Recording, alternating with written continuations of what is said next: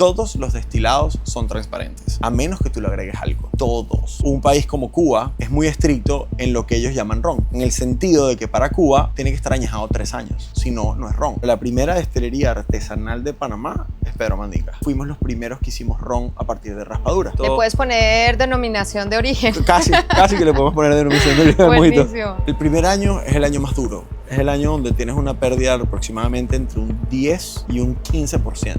Nosotros hacemos un proceso que se llama añejamiento estático. Añejamiento estático es que yo no toco la barrica. Distinguir entre cabezas, corazones y colas, donde el corazón es el ron, las cabezas es un desperdicio y las colas las reutilizamos. Obviamente también eso sería parte de la fórmula del ron. Correcto. No te voy a preguntar cuál es. Muy importante porque es la que hace el sabor. Esa es la que hace el sabor, no te voy a preguntar cuál es.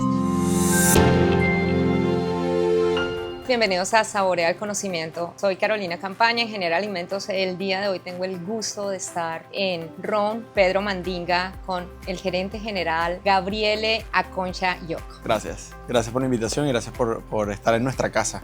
Estamos aquí en Pedro Mandinga de Argentina, una de nuestras sedes. Bueno, muy agradecidos por la oportunidad de entrevistarnos y estar aquí. ¿Qué hay atrás del ron Pedro Mandinga? La primera destilería artesanal de Panamá es Pedro Mandinga. No solamente por destilería, sino que de alguna u otra manera también fuimos los primeros que hicimos ron a partir de raspadura. La raspadura tiene muchos nombres dependiendo de dónde seas o de dónde vienes. Si vienes de Colombia se llama panela, si vienes de Venezuela se llama papelón, si vienes de México se llama piloncillo, si vienes de la India se llama gur o jaggery. Entonces depende de qué parte del mundo seas, hay una versión de la panela o de la raspadura o del papelón. Y lo que más nos importa a nosotros es que la gente entienda que este producto tiene el terroir de Panamá, que es el sabor de Panamá. Porque la melaza pasa por un proceso de cocción que puede quemar un poco todos estos sabores, pero la raspadura todavía los mantiene. Entonces nos ayuda como a darle un sabor de Panamá único, ya que la raspadura es única de aquí de Panamá, la que nosotros utilizamos. Una breve explicación para aquellas personas que no saben. Obviamente, como hablábamos del conocimiento, lastimosamente sí creo que hay muchos alimentos o bebidas que se quedan como que en lo base y nadie conoce ni de dónde viene ni su proceso, y pues prácticamente esto es lo que quiero siempre mostrar. ¿Puedes hablar la diferencia más alta que hay entre un ron artesanal y un ron industrial? Yo creo que la diferencia más importante es la escala de producción, la atención al detalle y los ingredientes utilizados. Nosotros lo que hacemos es que utilizamos ingredientes que pueden ser mucho más caros, porque la verdad es que son mucho más caros, pero al final es lo que nos da una identidad como marca. Entonces la raspadura no es económica y en el mundo de raspaduras tampoco utilizamos la más económica, porque utilizamos solamente la raspadura que viene de una sola finca en Chiriquí, en Potrerillo Arriba, que nos las despacha una sola familia. Entonces también tenemos como esa esencia familiar también dentro del negocio. Creo que esa esencia familiar y lo bonito de Panamá es un país pequeño. Panamá todo el mundo se conoce, como siempre se dice, pero esta belleza que hay entre una empresa, cuando a una empresa le va bien, las personas que han sido parte de la cadena industrial empieza a irles muy bien. Esta familia que hablas en la parte de Chiriquí hace una panela exclusiva, o una raspadura de panela porque vengo de Colombia, una raspadura exclusivamente para ustedes con las especificaciones de ustedes. Mira, ¿o es su nivel de calidad? Es su panela, es su raspadura, es su sabor, es su tierra, es su proceso. Nosotros simplemente nos encantó el concepto de trabajar con ellos y eso fue ya, estamos hablando del 2015. Se hizo el primer contrato con ellos. Potrerillos es en la parte ya extrema con frontera con Costa Rica. Sí, muy cerca. Y estas tierras son más elevadas de lo normal que tiene Panamá.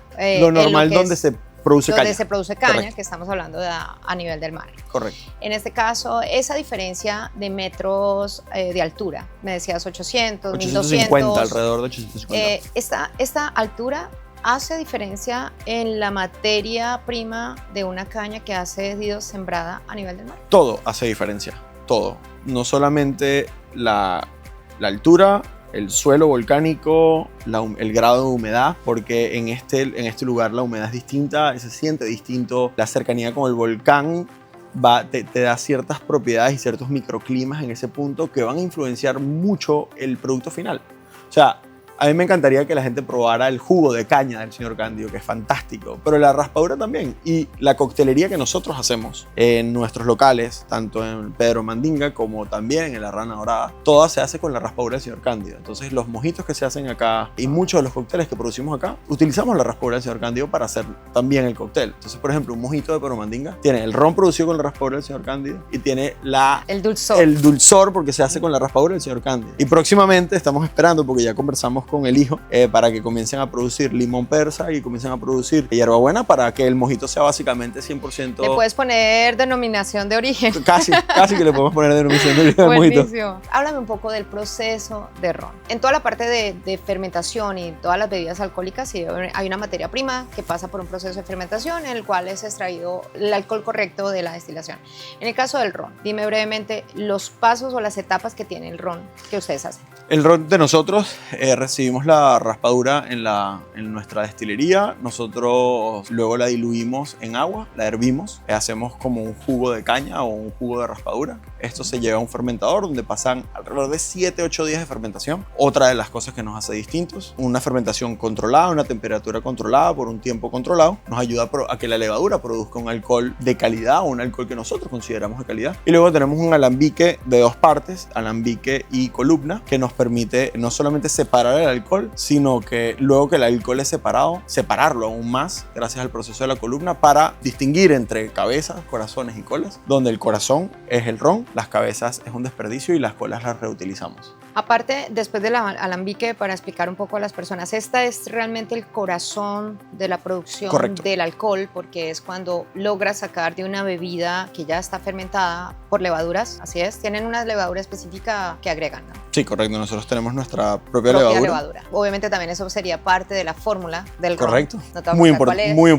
Muy importante porque es la que hace el sabor. Esa es la que hace el sabor, no te voy a preguntar cuál es. Después de ese tienen ya la separación, tienen el corazón, como lo decías. ¿Esto es lo que pasa a los barriles? Sí y no. Nuestro ron blanco, que es justamente la botellita que les puse por acá, es un ron que los corazones salen al 92% de alcohol. Entonces nosotros tenemos que diluimos con agua desmineralizada, es un agua que ha sido filtrada 3 veces en la destilería. Primero por carbón activado, luego pasa por filtro de impurezas y luego pasa por membranas para poder quitarle todos los minerales, y esa es con la agua que nosotros diluimos al 40% y hacemos esto. Cuando uno lo mete en barrica, uno necesita diluirlo hasta el 65%. En el caso nuestro, hay gente que decide añejar a 70%, hay gente que decide añejar a 60%, depende de la receta de cada quien. Sale el 92% de alcohol. Correcto. Prácticamente hacen un equilibrio con agua destilada para poder tener esto. Correcto. ¿Verdad? O sea que el color va relacionado con lo del barril. Todos los destilados son transparentes, a menos que tú le agregues algo. Todos. Puede ser caramelina, utilizan la caramelina en la industria más que todo para estandarizar. Ni siquiera es por sabor, lo usan como porque tú puedes tener 2 barricas que saben casi iguales y en color son completamente distintas. Lo puedes llamar una falla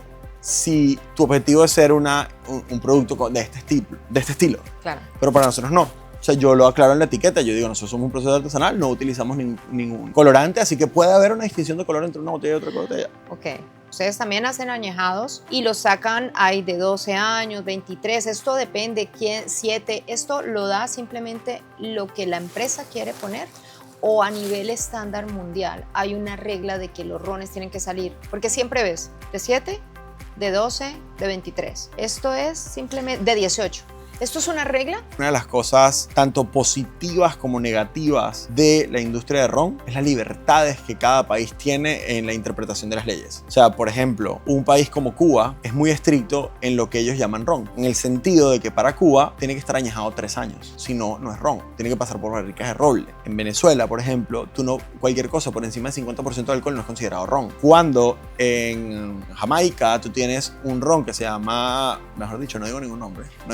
Sí, vamos a un ron de ignorar 63% de alcohol, es un ron blanco y también lo llaman ron. Pero realmente el ron no tiene una regla internacional. De hecho, la única regla internacional o el único consenso en el que todo el mundo está de acuerdo es que tiene que ser una bebida destilada a partir de caña. ¿Cuánto es esa pérdida que hablabas sobre el alcohol o la cantidad de líquido que se va perdiendo por año de añejamiento en el ron? El primer año es el año más duro. es el año donde tienes una pérdida de aproximadamente entre un 10 y un 15%. Depende del clima, depende de las condiciones, depende de la humedad, hay muchos factores que influyen, pero el estándar está entre 10 y 15 el primer año. Durante el primer año ya la madera, digamos que pasó por un proceso de hidratación, donde ya no va, digamos, a absorber más. Entonces, de ahí en adelante es como un 5%, un 3, un 5%, dependiendo de lo que... O sea que ustedes, si hacen un añejamiento de 3 años, rellenan ese espacio, simplemente se van a tener una merma considerable y se van con ese... Cada quien tiene una filosofía distinta. Hay empresas que todos los años vacía todas las barricas, las mezcla y las vuelve a llenar y les pone lo que se evaporó. Nosotros hacemos un proceso que se llama añejamiento estático. Añejamiento estático es que yo no toco la barrica. Entonces, la mayoría de los single barrel que hemos sacado o de los blending que hemos sacado han sido barricas estáticas. ¿Qué pasa? Eso no es sostenible.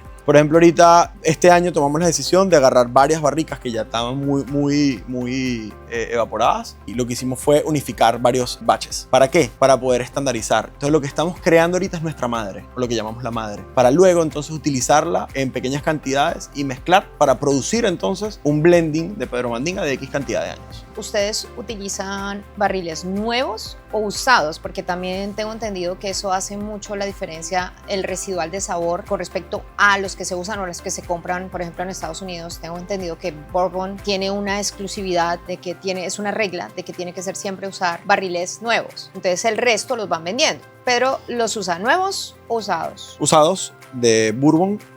Nosotros para nuestra madre, o lo que nosotros estamos utilizando ahorita para crear nuestra madre, son de Bourbon y específicamente y aquí sí voy a decir marca porque pues utilizamos unos que fueron previamente usados para Woodford Reserve, que es un estilo de Bourbon que es un poco más dulce. Entonces esos son, con esos barricas son con lo que estamos creando nuestra madre. Eso nos permite a nosotros tener un destilado que va mucho más naturalmente hacia el dulce, sin necesidad de tener que sacrificar o añadir azúcares o cosas luego de que uno lo va a usar para mezclar. Cuando hablabas de agregar, que mucha gente agrega ingredientes o aditivos, ¿qué tipo de aditivos se agregan generalmente en la producción de ron industrial? Azúcar es el más famoso. Puedes agregar caramelina, que es la que le va a dar el color. Y ya a partir de ahí, mira, saborizantes. Puedes agregar sabores a butterscotch, puedes agregar sabores a vainilla, puedes agregar sabores a caramelo. Ya dependerá de lo que tú quieras, ¿no? Y de tu receta y lo que tú busques. Al final, yo soy muy creyente de que cada quien haga lo que quiere. O sea, agréguele usted lo que usted quiera. Pero siempre y cuando usted sea transparente con lo que hace y el cliente sepa lo que está comprando y tomando, porque al final eso es la base de todo. Hoy en día yo creo que la transparencia es mucho más importante que cualquier otra cosa. Hay gente que incluso agrega glicerol, que te ayuda a darle más cuerpo, que de hecho es un producto que se hace naturalmente la levadura, pero obviamente si lo agregas en mayor porcentaje te va a dar una sensación en boca mejor, o va a tener más cremosidad el ron o whatever, pero es eso, o sea, cada quien agrega lo que necesita para que su producto sepa como quiere que su mercado lo pruebe. Y ser transparente con el consumidor. Nosotros no agregamos nada. Súper bien. No agregamos nada. Y cuando agregamos, lo dice la etiqueta. Lo informas. ¿Qué tan difícil es hacer añejar en países como Panamá con una humedad tan grande y pues con condiciones un poco complicadas? ¿Esto afecta directamente en el añejamiento en las barricas? Es negativo porque obviamente la temperatura te hace que el nivel de evaporación sea sumamente alto, pero es positivo porque al momento de uno verlo desde un punto de vista químico, el calor es un catalizador de reacción y el añejamiento son microoxidaciones y reacciones químicas que están ocurriendo entre el líquido y la madera y el ambiente. Entonces el calor es un catalizador y te va a ayudar a acelerar el proceso de añejamiento. ¿Es positivo y es negativo? Sí. Si yo le explico todo esto a un rom geek que está en Inglaterra, le va a encantar, porque al final esto es información y esto es añejamiento que en otro lugar no ocurre. También algo en añejamiento que ayuda muchísimo a darle complejidad a un destilado es el delta de temperatura. O sea, nosotros entre el día y la noche, nuestro delta de temperatura pueden ser 5, 8 grados, como mucho, pero hay lugares en el norte, incluso en Estados Unidos, en Europa, que el delta de temperatura de un día puede ser 15 grados y al final la madera se expande y se contrae por la temperatura. Entonces ese proceso de expansión y de contracción es como que la madera cuando se expande absorbe y cuando se contrae suelta el líquido. Entonces estás en ese constante proceso y también va a añadir complejidad al destilado. Entonces todo suma. Cada quien tiene sus cosas buenas y sus cosas malas. Si tú tuvieras que dar en 3 palabras, ¿por qué el ron Pedro Mandinga es diferente a otros comerciales que consigues aquí en Panamá? 3 palabras. Sabor, artesanalidad, único. Creo que serían las 3 palabras que me gustaría decir. Cualquier proceso de fermentación, la fermentación puede ser tan buena como tan mala, ¿no? Porque estamos hablando de universos añadidos, ¿no? Levaduras añadidos en algo que sigue respirando y sigue viviendo y sigue creciendo. La responsabilidad es única, no es cualquier cosa hacer alcohol, porque puede haber, obviamente, un alcohol malo que sea perjudicial, en este caso el metanol. En este caso, cuando vemos estas noticias de una adulteración de licor en países como Colombia, Brasil, aquí no lo he visto en Panamá, pero sí lo he visto agrede, ¿no? De que lo hacen totalmente con propósito para ganar dinero y dejan personas muertas, ciegas, etc. ¿Por qué se da eso? ¿En qué etapa puede pasar algo así? Se da en 2 momentos. La levadura produce el alcohol y luego uno al momento de separar. Entonces tú necesitas 2 cosas muy importantes. Cuando tú tienes una industria con que puedes controlar, tienes un alambique de destilación, perdón, una columna de destilación de 32 pasos, o tienes 2 columnas de 26, o tienes 3 columnas en fila. Estamos hablando que tú puedes separar hasta la molécula más específica de alcohol como tú la desees. Entonces no te importaría, o de hecho el proceso de fermentación y destilación lo tienes tan al pelo que incluso si produces acetona, la vendes como acetona en el mercado, porque la acetona se consume y la gente la utiliza. No se consume, no se toma la acetona, pero la gente la consume para lo de los... Claro. O incluso para producción de pintura. Luego tienes el metanol. El metanol es uno de los ingredientes principales en hacer tinta de impresoras. Entonces, no es un problema producir metanol para alguien que tiene una industria química adicional a tu proceso de destilación. O sea, es hasta bueno porque tienes ramificas tu producto y tu desperdicio lo transformas en un producto que vendes. Sí, ya no perderías, no sé, si estás solamente sacando el 75%, ese 25% igual lo estás sacando como subproductos de la compañía. El problema viene cuando al momento de uno hacer el proceso de fermentación inadecuado y un proceso de destilación inadecuado, entonces ahí es cuando viene el problema. Nosotros en Pedro Mandinga tratamos de mantener un proceso de fermentación lo más limpio posible, que produzca ésteres, que produzca sabores, pero que no sea excesivos, para eliminar o mitigar un poco la producción de estos alcoholes superiores o alcoholes que pueden ser nocivos para la salud o incluso hasta peligrosos. Y en el momento de la destilación nosotros hacemos pruebas tanto organolépticas como pruebas químicas para asegurarnos que el proceso ha sido correcto.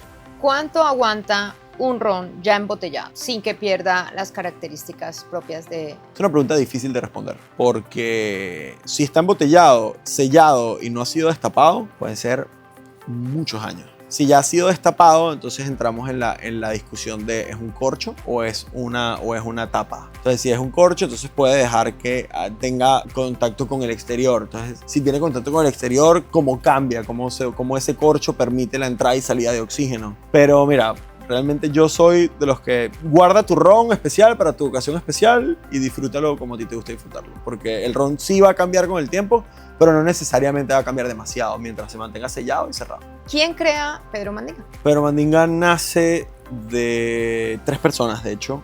Christiane Wassmann, ella es la fundadora principal, es la esposa de Bernie Silberwasser, que fue el fundador. Bueno, ellos son como un power couple. Ellos han fundado muchos negocios juntos, entre esos BBC, entre esos el Irish Pub, entre esos Pedro Mandinga, La Rana Dorada. Pero obviamente Bernie está mucho más del lado cervecero y Christiane fue la que como que insistió un poco más en el lado del ron y de la destilería. Y ellos en conjunto con una persona que se llama Brad Krause, maestro cervecero y maestro ronero de nosotros, fundaron entre ellos 3 este concepto Pedro Mandinga tan bonito que tenemos hoy por hoy. Lo conceptualizaron, lo desarrollaron y entre ellos 3 hicieron lo que Pedro Mandinga es hoy. En estos momentos, ¿cuál es el reto estratégico más grande que consideres a nivel de hacer crecer la marca, teniendo en cuenta factores como que las personas están dejando de consumir alcohol y competir contra empresas grandes comerciales? Ahorita lo que estamos haciendo es desarrollando 2 estrategias, una en el mercado local y una en el mercado extranjero. Nos vamos a enfocar aquí en el mercado local en seguir creciendo en el nicho y tratar de crecer un poco en el mercado popular con productos alternos de la marca, pero alternos, como el mojito en lata. Como el mojito. Correcto. Todavía no tenemos un distribuidor, pero el objetivo es en 1 o 2 años ya comenzar a trabajar con un distribuidor para que nos ayude a llegar a más lugares, porque ahorita vamos a pulmón. Tenemos un equipo comercial súper comprometido, súper bueno, que está detrás de la marca, pero para poder trascender necesitamos como un distribuidor para poder crecer más al mercado local. La verdad, estas personas que ya manejan una logística son realmente un soporte para quita peso y lo hacen más rápido, por decirlo así, ¿no? 100%. Y saben lo que hacen, Exacto. tienen una fuerza de venta más grande, pueden ayudarte a crecer rápidamente. Y afuera estamos desarrollando estrategias con distintos distribuidores de nicho que puedan meternos en licorerías y en bares de especialidad, tanto de ron como de mixología, en distintos mercados. Ahorita queremos enfocarnos en Francia, República Checa y España. Esos serían los mercados donde queremos enfocar. ¿Cómo ves a Pero Mandinga en 5 años? Con un ron bar en República Checa. ¿En dónde? Con un ron bar en República Checa, Ok. con 2 ron bar más en la ciudad y vendiendo licor de café en todo el mundo, vendiendo el ron blanco en todo el mundo, poniendo a Panamá en alto. Así nos vemos en 5 años. Muchísimas gracias. No, muchas gracias. Qué bonita entrevista. La verdad, me gusta mucho. Creo que es una de las materias que he dejado pendiente en estudio, toda la parte de destilería, y de verdad ha sido muy interesante esta charla. Y bueno, mil gracias por este tiempo y por el lugar tan lindo que tienen en la ciudad, Gracias. por este espacio, así que No, y te invito a que pases un día a la destilería cuando estemos destilando, para que veas el proceso. O sea, porque hoy cuando pasamos no estábamos destilando, no todos los días destilamos, no estoy a capacidad para producir más, pero te invito un día que estemos destilando para que veas cómo todo huele a ron y cómo de verdad nota el trabajo de los chicos. De verdad, es muy lindo. muchísimas gracias. Un placer. Y recuerden que voy a estar subiendo información a expertos en alimentos de todas las áreas diferentes. Recuerden activar la campana, recuerden seguir y compartir y no se pierdan mucho contenido sobre alimentos.